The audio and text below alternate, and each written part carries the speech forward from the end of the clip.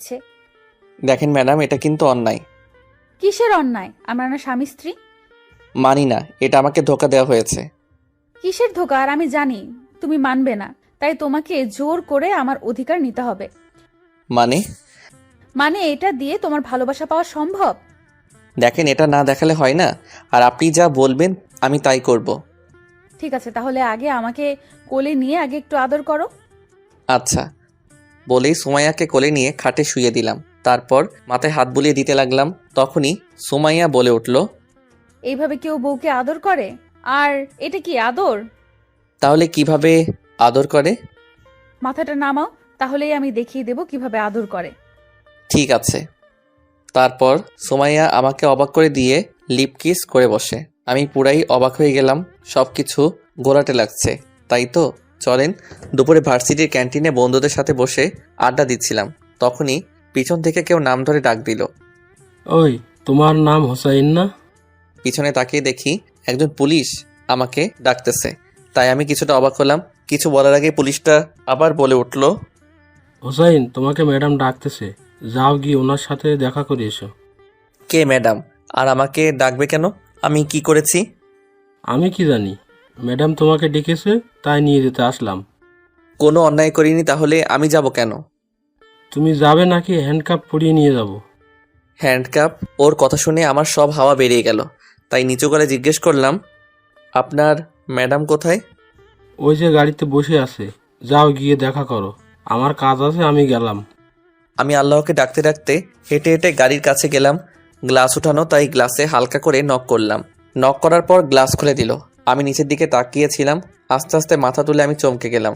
গাড়ির ভিতরে একটা পরী বসে আছে। দেখতে মাশাআল্লাহ। বয়সে আমার থেকেও ছোট হবে, তবে জান্নাতি হুর সে। মেয়েটাকে দেখা মাত্রই আমি হ্যাং হয়ে গেলাম। আর পুলিশ ইউনিফর্মটাও মেয়েটাকে আরো বেশি সুন্দর লাগছে। আর সবচেয়ে বেশি সুন্দর লাগতেছিল ওর গালের কাছে ছোট্ট তিলটা। মুখের দিকে তাকিয়ে আমি এসব ভাবতেছিলাম আর মেয়েটাকে দেখতেছিলাম। তখনই ম্যাডাম আমাকে ডাক দিল। Hello mister. আমার ওনার ডাক দেওয়ার দিকে খেয়াল নেই। আমি একভাবে মেয়েটাকে দেখতে লাগলাম। এবার হালকা করে ধাক্কা দিয়ে বললেন, ওই যে মিস্টার, হ্যালো। ম্যাডামের হাত গায়ে লাগতেই আমার পুরো শরীরে কারেন্ট ছেয়ে গেল। আমি কেঁপে উঠলাম। তারপর আমি টুক করে ওনার বেসটা থেকে নামটা দেখে নিলাম, সুমাইয়া। আর ওনার কাঁধের স্টারগুলো দেখে বুঝতে পারলাম মেয়েটা ভালো পদে আছে। আপনি ঠিক আছেন তো? জি বলেন ম্যাডাম, আমাকে ডেকেছিলেন? হুম। কেন ম্যাডাম? গাড়িতে ওঠো, তারপর বলতেছি। আমি গাড়িতে উঠতে যাব কেন? আমি এখানেই ঠিক আছি। আপনি বলেন কি বলবেন। যা বলছি তাই করো, না হলে গাড়ির পেছনে বেঁধে টানতে টানতে নিয়ে যাব। পুলিশের মুখে এমন কথা শুনলে কার ভয় না লাগবে বলেন। গাড়ি টেনে নিয়ে যাওয়ার চেয়ে গাড়িতে বসে যাওয়াই ভালো। তাই আর কিছু না বলে গাড়িতে উঠে গেলাম। ম্যাডাম বলেন আমার কি দোষ? সময় হলে সব বলবো, এখন চুপচাপ বসে থাকো। বলেই সুমাইয়া গাড়ি স্টার্ট দিয়ে চলতে শুরু করলো। আমিও চুপ করে বসে রইলাম। ও আপনাদের তো পরিচয় দেওয়া হয়নি, চলেন এটাও দিয়ে নেই। যেতে যেতে, আমার নাম আনোয়ার হুসাইন। সবাই হুসাইন বলেই ডাকে। বাড়ির ছোট সাহেব আমি। এবার অনার্স লাস্ট ইয়ারের ছেলে আমি। সবাই বলে আমি নাকি হালকা সহজ সরল, কিন্তু আমার কেন জানি মনে হয় না। দেখতে আমিও খারাপ না, শুধু একটু সরল আর কি। পরিবারের লোক থাকি আমরা 6 জন। আমি, আব্বু আম্মু, বড় ভাইয়া, ভাবি আর আপু। Happy family. আসলে আমার ছোট হলো আমার বোন, কিন্তু বাড়ির ছোট সাহেব হওয়ার জন্য আমি ছোট বোনটাকে সবসময় আপু বলে ডাকি। আর সেও আমাকে নাম ধরে ডাকে। এক কথায় আমি ওর ছোট। আপুর বিয়ে হয়েছে কয়েকদিন হলো। দুলাভাই ব্যবসার কাজে দেশের বাহিরেই বেশি থাকে, আর আপু একলা থাকতে হয়, কারণ দুলাভাইয়ের আব্বু আম্মু কেউই নেই। তাই আপু ওই বাসাতে একলা থাকতে হয় বলে আমাদের এখানে চলে আসে। ভাইয়া তো আগে বিয়ে করে ফেলেছে। এখন বাসার সবাই পাগল হয়ে গেছে ছোট সাহেবকে বিয়ে করাবে, যেটাতে আমার মত 1%ও নেই। চলুন গল্পে ফিরি। পুলিশ স্টেশনে এসে গাড়ি থামালো। তারপর দুজনেই গাড়ি থেকে নামলাম। আসো আমার সাথে। বলেই ভিতরে চলে গেল। আমি ওনার পিছনে পিছনে ওনার কেবিনে গেলাম। ম্যাডাম এবার তো বলেন আমাকে নিয়ে আসলেন কেন? প্রেম করতে নিয়ে আসছি। কি? বেশি কথা না বলে এদিকে আসো। কেন? আমি আপনাকে কি প্রশ্ন করতে বলেছি? যা বলছি তা করেন। কি আর করার, আইনের লোক, তাই এগিয়ে গেলাম ওনার কাছে। এই তো গুড বয়, এবার মুখটা এদিকে এগিয়ে নিয়ে আসো। কেন? আরেকবার প্রশ্ন করলে লকআপে ঢুকিয়ে দেব বলে দিলাম। তাই আর কথা না বলে চুপ করে মুখটা ওনার কাছে নিয়ে গেলাম। এবার হা করে জোরে শ্বাস ফেলো। সুমাইয়ার কথা মতো শ্বাস ফেললাম। সুমাইয়া কিছুক্ষণ কি যেন ভেবে বলল। সবই ঠিক আছে। আমি কিছুই বুঝতে পারতেছি না আমাকে দিয়ে কি করাচ্ছে আর কেনই বা করাচ্ছে। আচ্ছা, আপনি বাসায় যান না কেন? সেটা আমার ব্যাপার, আপনাকে বলতে যাব কেন? আর আপনি এটা বলেন যে আমাকে এখানে কেন নিয়ে এসেছেন। এটা বলার পর সুমাইয়া ওর রুমে থাকা সিসি ক্যামেরায় তাকালো, তারপর আমাকে ইশারা করলো সেদিকে তাকানোর জন্য। তাকিয়ে দেখি আম্মু আর আপু গেট দিয়ে ভিতরে আসতেছে। এতক্ষণে সব ক্লিয়ার হলো আমার কাছে।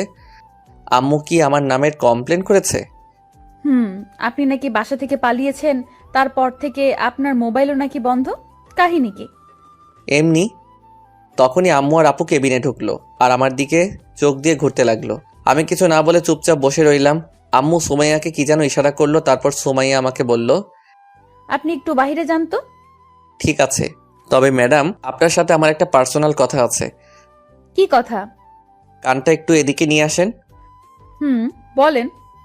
আমার আপু আর আম্মুর একটাও কথাও শুনবেন না, ওনারা একটু পাগল, তাই যা বলবে তা শুনবেন আর ভুলে যাবেন। আস্তে করে কানের কাছে বললাম। ওইসব আপনি গেলেন বাহিরে? যাচ্ছি, তবে যা বললাম তা যেন মনে থাকে। বলেই বাহিরে চলে আসলাম। আধ ঘন্টা পরে আবার ভিতর থেকে আপু আসলো। ওই শাশ্বর, তোরে ভিতরে ডাকতেছে, আয়। বলেই আবার চলে গেল ভিতরে। আমি ভিতরে গেলাম। আম্মু আর আপুর মুখে হাসি দেখা ফুটে আছে, তার মানে আমার কপালে খারাপ আছে। তখনই সোমাইয়া বলে উঠল, আপনি বাসা থেকে পালিয়েছেন কেন? পালাইনি তো, আর আমি বাসা থেকেই পালাতে যাব কেন? সত্যি কথা বলেন, না হলে লকআপে ঢুকিয়ে দেব। আসলে এই যে আমার বাসায় দুজন হিটলার থাকে, মানে এরা দুজন, এরা আমাকে বিয়ে করার জন্য প্রেশার দিচ্ছে, তাই আমি ওই বাসায় যাই না আর কি। বিয়ে করে ফেলেন, সমস্যা কোথায়? ও ম্যাডাম হ্যালো, আমি এখন স্টুডেন্ট। তো কি হয়েছে? লেখাপড়ার সাথে বিয়ের কি সম্পর্ক? মানে আমি আমার ভবিষ্যৎ তৈরি না করে বিয়ে করব না। ও, তার আপনার ফ্রেন্ডরাও কি সবাই এখনো আনম্যারিড? না, আমি আর একজন বাদে সবাই ম্যারিড।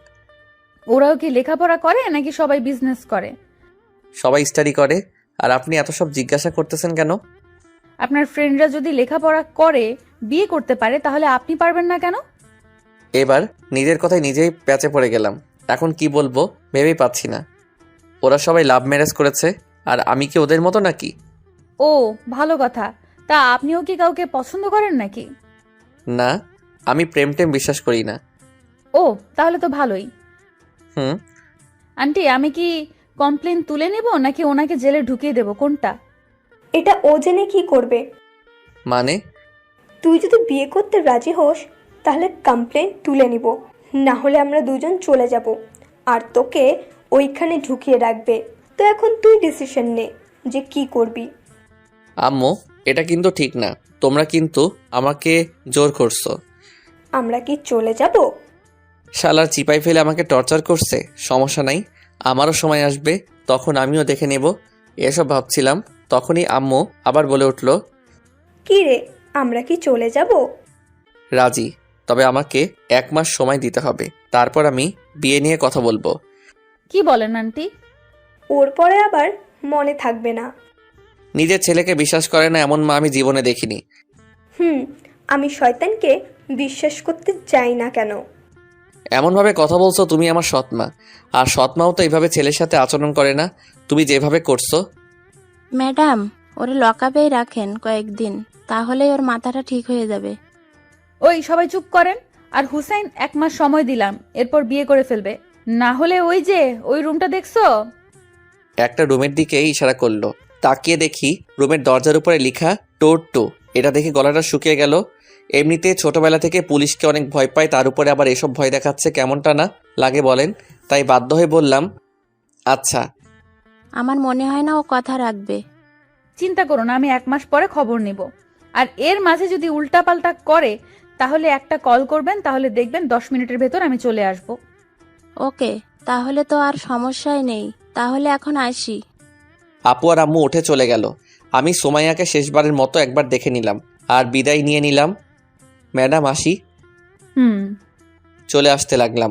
তখন কি মনে করে যেন আবার পিছনে ঘুরে বলে উঠলাম, ম্যাডাম আপনি পুলিশ না হলে না আমার জন্য অনেক ভালো হতো। কেন? না, এমনি বলি। সেখান থেকে তাড়াতাড়ি চলে আসলাম।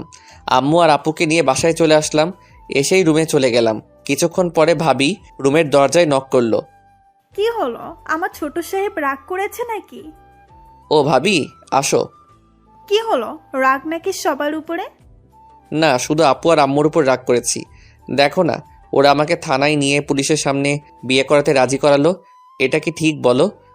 না, এটা তো কেউ একদমই ঠিক করেনি। চিন্তা করো না, আমি দেখতেছি। ভাবি, তুমি ছাড়া কেউ আমাকে একদমই বোঝে না। তুমি তো আমার কলিজা। পাম দিতে হবে না।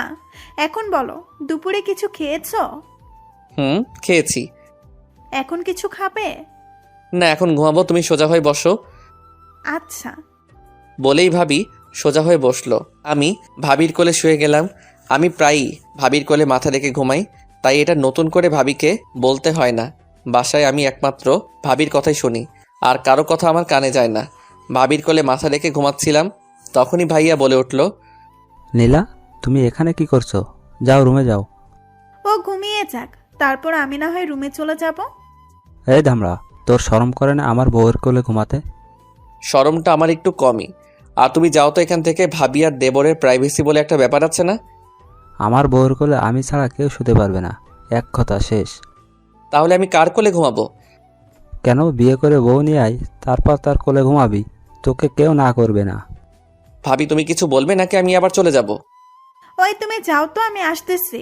আর একটাও কথা বলবে না, ছোট সাহেব না হলে আমার পালাবে। লাই দিয়ে মাথায় তুলতেছো তুমি, তাইও এমন হচ্ছে। আর ওকে তো এবার বিয়ে করিয়েই ছাড়বো। তুমি যাও তো। যাচ্ছি। বলেই ভাইয়া চলে গেল। আমি আবার শুয়ে গেলাম ভাবির কোলে। ভাবি আমার মাথায় হাত বুলিয়ে দিল। আমি ঘুমিয়ে গেলাম। দুদিন পর হাবিবা কল আসলো। রিসিভ করতে ঝাড়ি মারলো। ওই কুত্তা, তুই কই রে? বাসায় কেন? আজকে আমার বার্থডে আর তুই এখনো বাসায়? সরি রে, ভুলে গেছি। আর এত প্যারা থাকলে কোনো কিছু মনে থাকে নাকি? কেন, কি হয়েছে? অনেক বড় কাহিনী, সন্ধ্যা এসে বলবো। আচ্ছা তা ঠিক আছে, কিন্তু তুই শিওর আসবি তো, নাকি আবার সন্ধ্যায় ফোন দিয়ে বলবি সরি আসতে পারবো না রে? তুই ফোন রাখবি, না হলে মোবাইলের ভিতর দিয়ে গিয়ে মারবো তোকে। আচ্ছা ভালো থাকিস, আর সন্ধ্যায় দেখা হচ্ছে। See you, bye. বলেই ফোনটা কেটে দিল। সন্ধ্যায় রেডি হয়ে চলে গেলাম বার্থডেতে। হাবিবাকে উইশ করে চলে গেলাম সব বন্ধুদের কাছে। সবাই একসাথে হওয়ায় শুরু করে দিলাম আড্ডা। সবাই গল্প করছিলাম, তখনই কেউ আমার কাঁধে হাত রাখলো। পিছনে ঘুরতেই আমি চমকে গেলাম, কারণ কাঁধে আর কেউ না, সুমাইয়া হাত রেখেছে।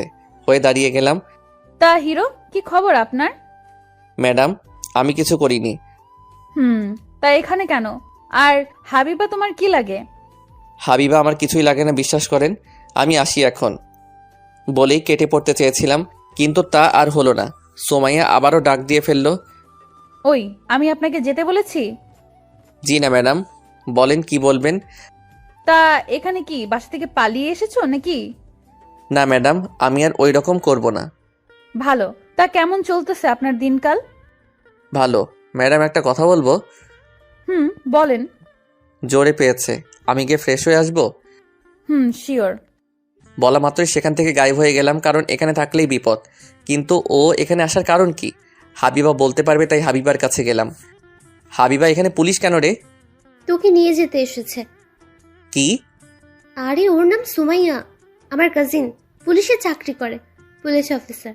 বার্থডেতে ইনভাইট করেছি, সময় নেই তাই ইউনিফর্ম নিয়েই চলে এসেছে। হো, তাই বল। তো তোকে এত চিন্তিত লাগছে কেন? কিছু না, এমনি। আচ্ছা দাঁড়া, তোর সাথে পরিচয় করিয়ে দিচ্ছি। ওই না। কেন, কি হয়েছে? কিছু না, তবে এখন পরিচয় করানোর কোনো দরকার নেই।